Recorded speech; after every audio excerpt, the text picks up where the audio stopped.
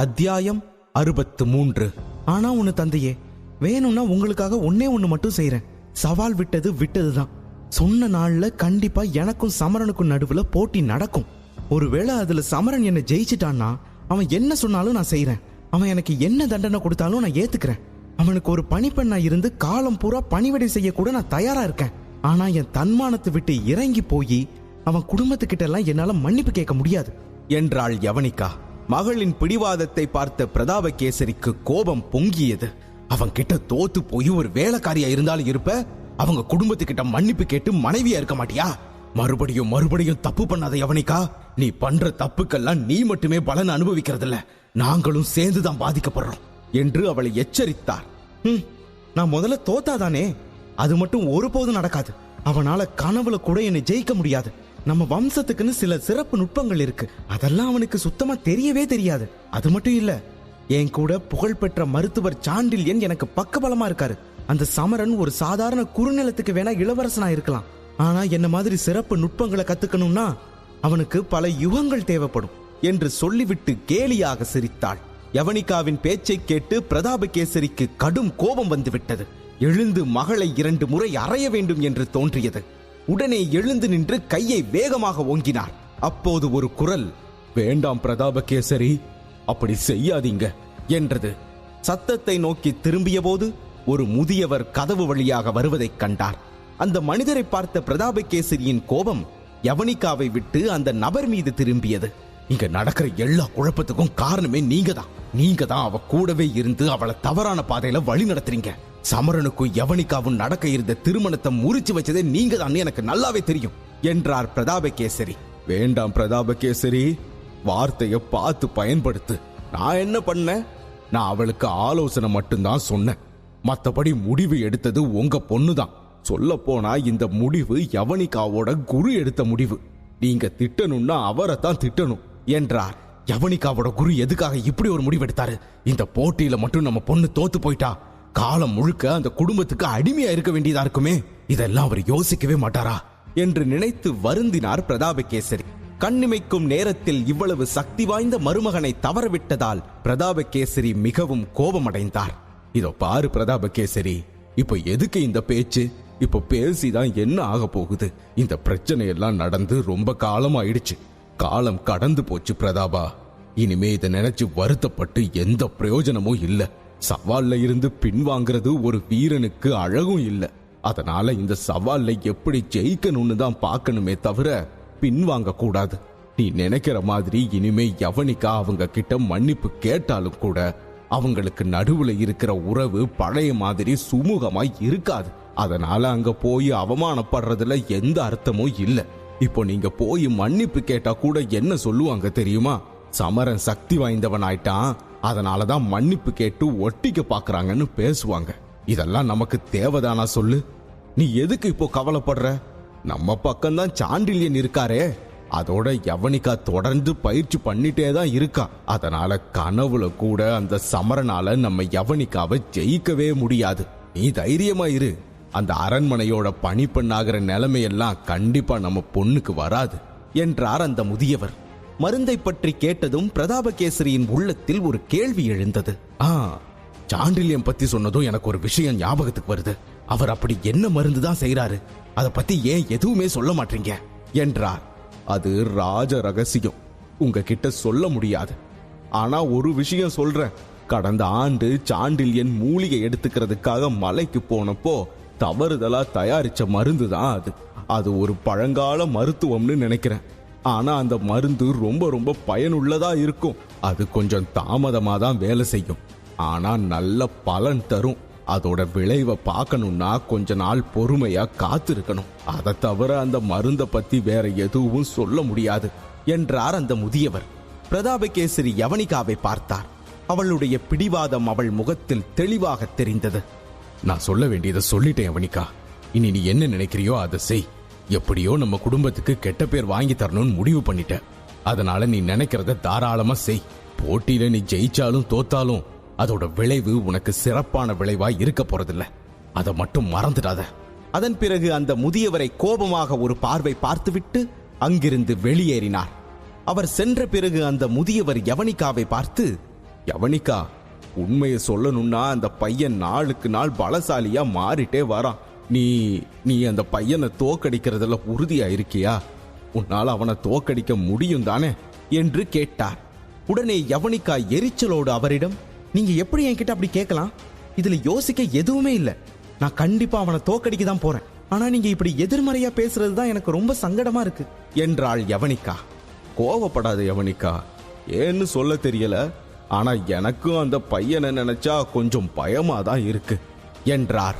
இதை கேட்ட யவனிகா கோபத்துடன் தன் முஷ்டியை இறுக்கி பிடித்துக் கொண்டு தனக்குள் சொல்லிக் கொண்டாள், ஏய் சமரா, நீ ஒன்னு என்னை விட வலிமையானவன இருக்கவே முடியாது. போட்டிக்கு இன்னும் 1.5 வருஷங்கள் மட்டுமே இருக்கு. இந்த 1.5 வருஷத்துல உன்னால இன்னும் எவ்வளவு பலசாலியா மாற முடியும்னு நானும் பாக்குறேன். நான் உனக்காக காத்துக்கிட்டு இருக்கேன். உனக்கு துணிச்சல் இருந்தா என் கூட போட்டி போட வாடா என்று நினைத்து கோபப்பட்டாள். 5 நாட்கள் கடந்து விட்டன. ஒரு நாள் இரவு ஒரு அடர்ந்த காட்டிற்கு நடுவே ஒரு பெரிய அகண்ட மரத்தின் ஓரத்தில் சமரன் தனியாக அமர்ந்து நெருப்பை மூட்டினான். 5 நாட்கள் தனியாக பயணம் செய்து வந்ததில் அவன் கொஞ்சம் களைத்து போயிருந்தான்.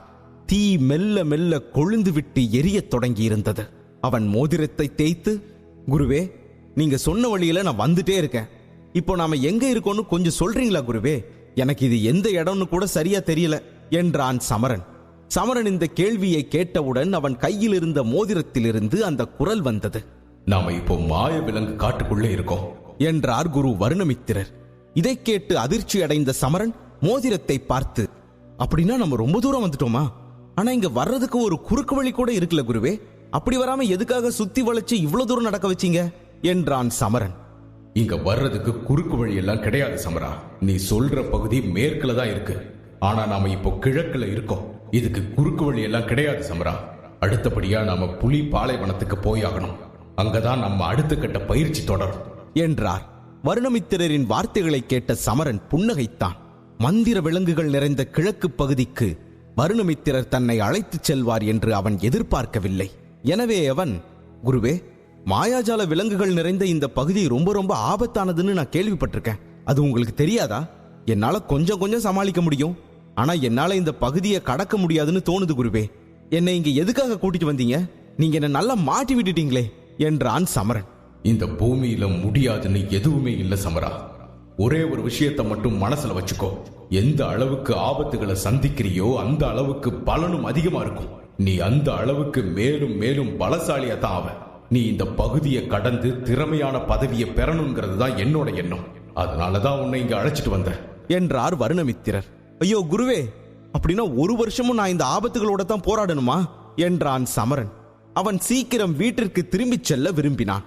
ஆனால் வருணமித்திரரின் மனதில் வேறு ஏதோ இருந்தது. ஆமா சமரா, நாம இங்கேயே 1 வருஷம் இருந்தாகணும். அதுக்கப்புறம் 6 மாசம் புலிப்பாலைவனத்துல தங்கணும் என்றார். புலிப்பாலைவனமா? சரி சரி, ஆனா நீங்க எனக்கு 3ஆம் வகுப்பு நுட்பங்களை எப்ப சொல்லிக் கொடுப்பீங்க என்றான் சமரன். அவன் அந்த நுட்பத்தை கற்றுக்கொள்ள மிகவும் ஆர்வமாக இருந்தான். ஏனெனில் அந்த நுட்பம் தனது சக்தியை மேலும் அதிகரிக்கும் என்று அவன் நம்பினான். அட என்ன சமரா இது? ஒரு நாளைக்கு குறைஞ்சது 2 தடவையாவது நீ என்கிட்ட இத பத்தி கேட்டுடுறியே. சரியான நேரம் வரும்போது சொல்லித்தரேன்னு நான் தான் ஏற்கனவே சொல்லியிருக்கேன் சமரா. சரி சரி, நீ மட்டும் இந்த மந்திர விலங்குகளை கையாள கத்துக்கிட்டினா நான் அந்த நுட்பத்தை உனக்கு சொல்லித்தரேன். இப்போ உனக்கு என்னால் அந்த நுட்பத்தை சொல்லித்தர முடியாது. ஏன்னா நீ இதை கத்துக்கிறத யாராச்சும் பார்த்தா கண்டிப்பா குழப்பம் வரும் என்றார். அவருடைய வார்த்தைகளை கேட்ட பிறகு அவன் அந்த நுட்பத்தை கற்றுக்கொள்ள இன்னும் அதிக நேரம் உள்ளது என்பதை புரிந்து கொண்டான். அதனால் வருத்தத்துடன் தலையசைத்தான். என்னாச்சு சமரா, நீ எதுக்கு இப்ப சோகமா இருக்க? நான் சொன்னது உனக்கு புரியலையா? முதல்ல உன்னோட நுட்பங்கள் மேல கவனம் செலுத்து. வெற்றிட கை நுட்பமும் அக்னி ஜுவாலா நுட்பமும் உனக்கு நல்லாவே வருது. ஆனா அஷ்ட சக்திகள்ல நீ இன்னும் பலவீனமா தான் இருக்க. முதல்ல அதை நல்லா பயிற்சி பண்ணு. அதுக்கப்புறம் 3ஆம் நிலை நுட்பத்தை பத்தி பேசலாம் என்று கடுமையாக கூறினார் வருணமித்திரர்.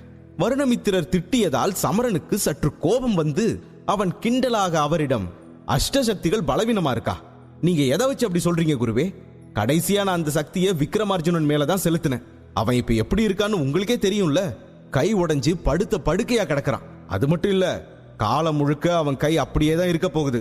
ஆனா நீங்க என்னடானா அந்த சக்தியில நான் பலவீனமா இருக்கேன்னு சொல்றீங்களே என்றான் சமரன். ஆமா சமரா, நீ அவன் கைய உடைச்சதான் நான் இல்லைன்னு சொல்லல. எனக்கும் எல்லாமே ஞாபகம் இருக்கு. ஆனா அந்த தாக்குதலால உன்னோட கால் கொஞ்ச நேரம் மரத்து போனது உனக்கு ஞாபகம் இருக்கா? இல்ல மறந்து போச்சா? அன்னைக்கு மட்டும் நீ அவனை சட்டுன்னு சுதாரிச்சு தாக்காம இருந்திருந்தா என்ன ஆயிருக்குன்னு யோசிச்சு பாத்தியா? என்றார் வருணமித்திரர். இதை கூறி அவர் சிரிக்கத் தொடங்கினார். அது மட்டும் இல்ல சமரா, அஷ்டசக்திகள் கூட 3ஆம் நிலை நுட்பத்துக்கு சமமான ஒரு நுட்பம் தான். அதை நீ சிறப்பா பயிற்சி பண்ணா உன்னை விட 4 நட்சத்திரங்கள் அதிகமா இருக்கிறவங்களை கூட உன்னால சுலபமா ஜெயிக்க முடியும். அன்னைக்கு நீ பயன்படுத்தும் போது உனக்கும் பாதிப்பு ஏற்பட்டு தூரமா வந்து விழுந்தல்ல, அப்படியெல்லாம் நடந்திருக்காது. அதனால நீ அதை இன்னும் சிறப்பா பயிற்சி பண்ணி தான் ஆகணும் என்றார். இதை கேட்ட சமரன் வெட்கத்தால் அமைதியானான். பயிற்சி பண்ணும் போது ஒவ்வொருத்தரும் 8 சக்திகளையும் கட்டுப்படுத்த கத்துக்கணும். 8 சக்தியில எத்தனை சக்தியில நீ தேர்ச்சி பெற்றிருக்க சமரா? ஏன்னா நான் உன்னை பார்த்த வரைக்கும் நீ உன்னோட வெளிப்புற சக்திகளை தவிர வேற எந்த சக்தியையும் பயன்படுத்துறதில்ல. நீ உன்னோட உள் சக்திகளை வெளிப்புற சக்திகளோட இணைச்சா நீ சக்தியை பயன்படுத்தும் போது போராட வேண்டிய அவசியம் இருக்காது என்றார் வருணமித்திரர். ஆனா உள் சக்திகள், அதாவது அந்த உள்வொளியை வெளிப்படுத்துற சக்திகளோட எப்படி கலக்கிறது என்றான் சமரன். சமரன் சொல்ல வருவதை புரிந்து கொண்ட வருணமித்திரர், இதுவரைக்கும் உனக்கு அதுக்கான அவசியம் ஏற்படவே இல்லை சமரா. நீ அதை பயன்படுத்தும் போதெல்லாம் வெளிப்புற சக்தி போதுமான அளவு வலுவாக இருந்ததால மட்டும்தான் உன்னால அதை செயல்படுத்த முடிஞ்சது. அதனாலதான் நீ உன்னோட உள் சக்தியை சேர்க்க வேண்டிய அவசியத்தை இதுவரைக்கும் உணரவே இல்லை என்றார். சரி, அது எப்படின்னு நான் சொல்றேன். முதல்ல விரைவாக கண்களை மூடிக்கொண்டு உன் ஆன்மாவை கண்டுபிடிக்க முயற்சி செய் என்றார். சமரன் இதை கேட்டு சற்று தயங்கினான். ஆனால் அவரது கட்டளைக்கு கீழ்ப்படிந்து மரத்தின் அருகே தியான நிலையில் அமர்ந்தான். பின்னர் தீ பிழம்புகளை பார்த்து கொண்டே மெதுவாக கண்களை மூடிக்கொண்டான். சுற்றியுள்ள சூழ்நிலை முற்றிலும் அமைதியாக இருந்தது. தற்போதைக்கு விறகு எரியும் சத்தமும் பூச்சிகளின் சத்தமும் மட்டுமே கேட்டுக்கொண்டிருந்தது. பிறகு சிறிது நேரம் சமரன் கண்களை மூடிக்கொண்டு தன் ஆன்மாவை தேட ஆரம்பித்தான். பின்னர் திடீரென்று ஏதோ உணர்ந்து கண்களை திறந்தான். கண்களை திறந்தவுடன் அவன் தனது சக்தியை உணர்ந்து தனது முஷ்டிகளை இறுக்கினான். அதிலிருந்து ஒரு மஞ்சள் ஒளி இப்போது வெளிப்பட்டது. சில நிமிடங்களுக்கு பிறகு சமரன் தனது முஷ்டியால் அருகில் இருந்த மரத்தின் தண்டு மீது பாய்ந்து அஷ்ட சக்திகள் என்று அலறினான். அப்போது அவனது முஷ்டி மரத்தில் மோதியவுடன் காட்டில் பலத்த சத்தம் கேட்டது. அவன் குத்திய இடத்தில் இப்போது பெரிய ஓட்டை இருந்தது. அதன் பிறகு சமரன் தன் உள் பலத்தை மற்றொரு கையால் பயன்படுத்தி மீண்டும் அதே இடத்தில் முன்பு போலவே குத்தினான். ஆனால் இந்த முறை சமரனின் சக்திகள் அந்த துளை வழியாக மரத்தின் வேரை அடைந்தது. அதிலிருந்து சில நிமிடங்களில் ஒரு விசித்திரமான சத்தம் கேட்டது. அந்த மரத்தின் தண்டுக்குள் எட்டி பார்த்த சமரன் எரிமலை போன்ற சக்திகள் வெளியே வருவதை பார்த்தான். இதன் காரணமாக அவன் உடனடியாக மரத்தை விட்டு நகர ஆரம்பித்தான். அவன் ஓடிக்கொண்டே சிறிது தூரம் வந்தவுடன் அந்த மரம் சத்தத்தோடு வெடித்து சிதறியது. இதை பார்த்த சமரனின் கண்கள் திகைப்புடன் விரிந்து பிறகு தனக்குள் சொல்லிக் கொண்டான், அப்பாடி, உள்சக்தி உண்மையிலேயே ஒப்பிட முடியாதுதான் என்று சொல்லி வியப்படைந்தான். அதன் பிறகு சமரன் மீண்டும் அதே மரத்திற்கு அருகே ஓடிச் சென்று அந்த மரத்தின் நிலையை பார்த்து சிரிக்க ஆரம்பித்தான். ஆனால் அதே நேரம் உள்ளுக்குள் ஒரு சிறிய பலவீனத்தையும் உணரத் தொடங்கினான். உள்வலிமையை பயன்படுத்தியதால் அவனது சக்திகள் குறைக்கப்பட்டதன் வெளிப்பாடு என்பதை புரிந்து கொண்டான். ஆனால் அதிகாரங்கள் குறைக்கப்பட்டதால் தாக்குதலின் விளைவும் இரட்டிப்பாக இருந்தது. இதன் காரணமாக சமரன் அதிக மகிழ்ச்சி அடைந்தான். குரு சொன்னதும் சரிதான், அஷ்டசக்திகளும் உள்வலிமையும் சேர்ந்தா 3ஆம் நிலை நுட்பத்துக்கு நிகரா இருக்கு என்று மீண்டும் மீண்டும் முணுமுணுத்துக் கொண்டிருந்தான். ரொம்ப சந்தோஷம் சமரா, முதல் முயற்சியிலேயே நீ இதை சிறப்பா பயன்படுத்திட்ட. ஆனா இது பத்தாது. நீ உன்னோட உள்வலிமையை கண்டுபிடிக்கவே நிறைய நேரம் எடுத்துக்கிட்ட. போட்டியின் போது உனக்கு இவ்வளோ நேரம் கிடைக்காது சமரா. நீ இவ்வளோ நேரம் எடுத்துக்கிட்டா உன்னால இதை பயன்படுத்தவே முடியாம போயிடும் என்றார் வருணமித்திரர். சமரன் மாவீரனாகும் தருணத்தை தெரிந்து கொள்ள உடனே பாக்கெட் எஃப்எம் டவுன்லோட் செய்து இலவசமாக கேளுங்க. போர் கண்ட சிங்கம். லிங்க் டிஸ்கிரிப்ஷனில் கொடுக்கப்பட்டுள்ளது.